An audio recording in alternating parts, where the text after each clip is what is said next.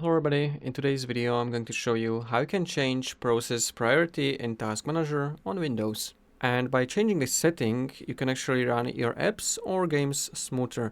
So let me show you how you can change this. Firstly, you want to open Task Manager. You can open it from your search bar, type Task Manager, open Task Manager, and now we should have Task Manager opened. So from this menu, you want to go to Details right here. And you want to locate your app game you want to change priority for.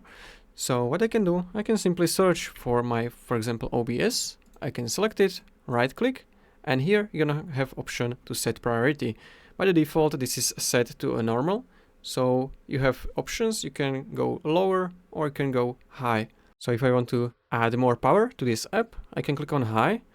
Now, Windows show you warning that changing priority could affect the stability of your PC, so do this on your own responsibility.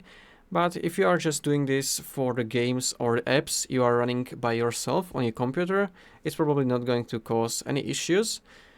Just make sure you are not changing any system processes you don't recognize, because that can actually make some problems. So just change it on your games you are running or some apps.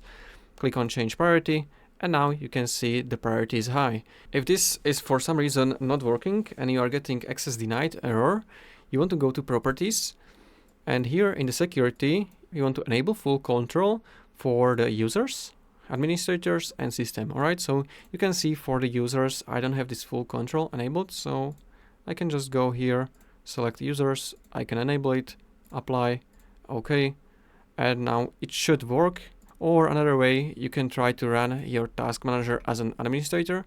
So I'm gonna right click, run as administrator, and now you can try to change the priority. Alright, so that's how you can change process priority in Task Manager. If you found this video helpful, consider subscribing for more tutorials like this one.